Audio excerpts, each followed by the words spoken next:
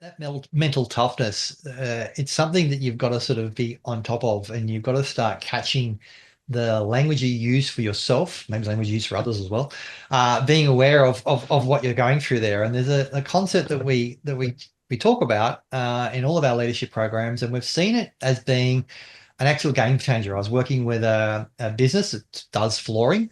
They sell flooring, carpets, and those sort of things, and they're a small team. And going in there and getting the brief from the business owner about the team dynamics and going through there. And we covered off, like we covered off in all of our programs, above and below the line thinking. And in doing this, we went through and we explained what is below the line. So when you're effectively the victim, you're blaming others, you're not looking at results, you give lots of reasons, you're right, you're pointing the finger out there. It's I can't do it because of this, all right. Versus above the line where you're action taker, you're results focused, you'll ask for help when you need help. We went through and talked about this, and in that process, I made the team all hold up their hand and swear an oath to agree to be above the line. And if they were to go below the line, they gave everyone else in the team permission to call them when they were below the line. Because this comes back to that mental toughness. You don't know when you're below the line until it gets brought to your attention. It's not something that's sort of happen. We all go below the line from time to time. The speed of which we recognize and correct it is a difference, but we're not aware of it. It's out of our awareness.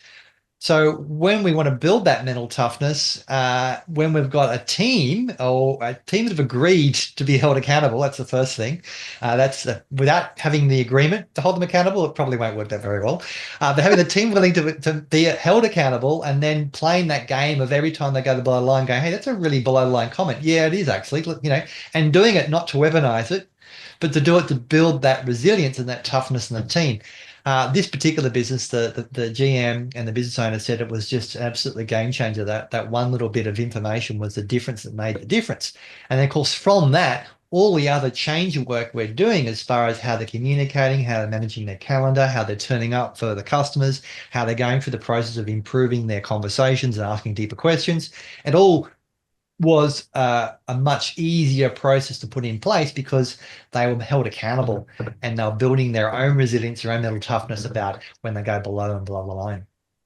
Well, they're also building small habits as well. And as we know, your small habits compound to create ultimate success. And so I think that cadence and that rhythm around having a habit that you're checking in on as a group really makes a difference. But then, as you said, Brad, bringing that conscious awareness to that practice really makes a big difference as well. And I know we talk about this. We're all big fans of James Clear and his book, Atomic Habits. Our habits are our small actions that, when compounded, are the sum total of our lives and our results. And I think that works both ways. If you've got perhaps habits that are not so productive for your confidence, then those compound and create more self-doubt and less confidence. If you've got habits that are compounding to create great outcomes, then that becomes an even bigger outcome that you can celebrate and you can build upon. And so I think that's a really important part for us to look at there. And I think the cadence and the rhythm and the check-in is a really important factor. One of the things that we do at Life Puzzle is that we actually have very intentionally set up cadenced connections with clients, and that makes a huge difference. And the tasking is such an important part. We were having this conversation